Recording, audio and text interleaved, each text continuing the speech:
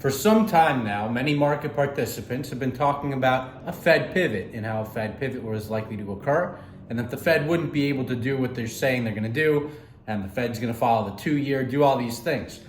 And I thought about this recently on my own volition, and based on some of the Fed talk I'm hearing as of late, I think there is a Fed pivot.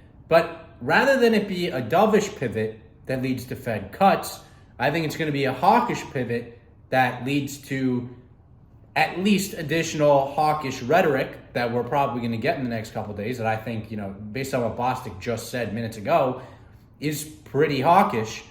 But tomorrow we obviously got Powell, so that's a big thing. So hawkish pivot, what are we talking about here?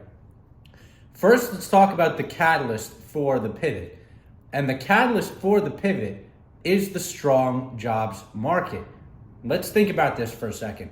The people calling for the dovish pivot have needed a recession to occur. They've been saying that there's going to be a recession, the Fed's going to get scared, they're going to crash the economy, and then they're going to have to pivot because they're going to have to stimulate the economy to avoid a crash because it's going to destroy everything. Well, the Fed's mandate is about maximum employment, which is around 5% unemployment. We're now at 3.4%. So they need to deliver stable prices because they're totally comfortable with the current state of employment.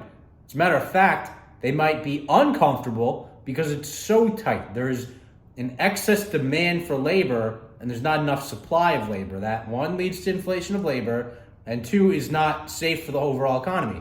If you listen to them talk specifically on the tech layoffs, they say this is actually a good thing because companies like Google, Amazon, etc., Microsoft have been hogging all the tech talent, and there have been areas of the economy that need some tech talent, not to the level of the tech companies, but they need some software developers, programmers, these kinds of technical people. They need these people on their roster, and they can't get them. So the Fed is happy to see some loosening from these pools of just such overhiring and allowing that labor to dissipate throughout the rest of the economy and make things a little bit better for everyone. So, people are concerned that unemployment might skyrocket, but the Fed, based on what Mary Daly said on Friday, they're concerned about that, but they're also concerned about going to the grocery store every month and seeing prices go up. And, I get it, some prices of groceries have fallen, but some companies say they're going to continue to increase them. I mean, most food companies say they're still struggling with inflation. So there might be a few anecdotal things that have fallen, but there's still concern around inflation. And, egg shortage, it's weird. It's a weird environment.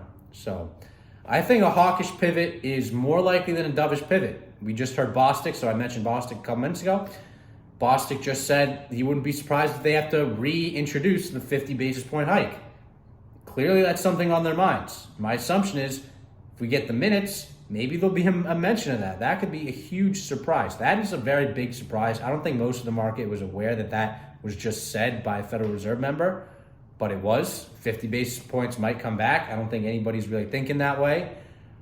Certainly nobody's pricing that way. The market is still pricing cuts before the end of the year. So I think hawkish pivot. Again, this is what's been happening throughout all of last year has been hawkish pivots. The Fed has gotten progressively more and more hawkish. Maybe in the last couple weeks, they talked dovish or some little things that could be grabbed on and interpreted as dovish. I don't think fundamentally what they were going to do actually changed at all whatsoever. But, that's how things are going right now. So we're going to see what happens tomorrow.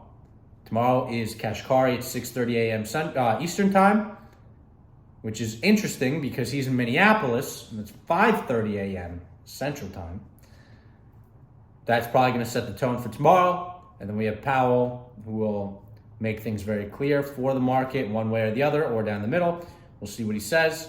But he's probably going to address the market reaction that occurred and the market dislocation that is continuing to occur and try to get financial conditions to tighten back up again. That's what he wants. He's not happy with this. So we'll see what happens. That's today's video. Until tomorrow, peace out.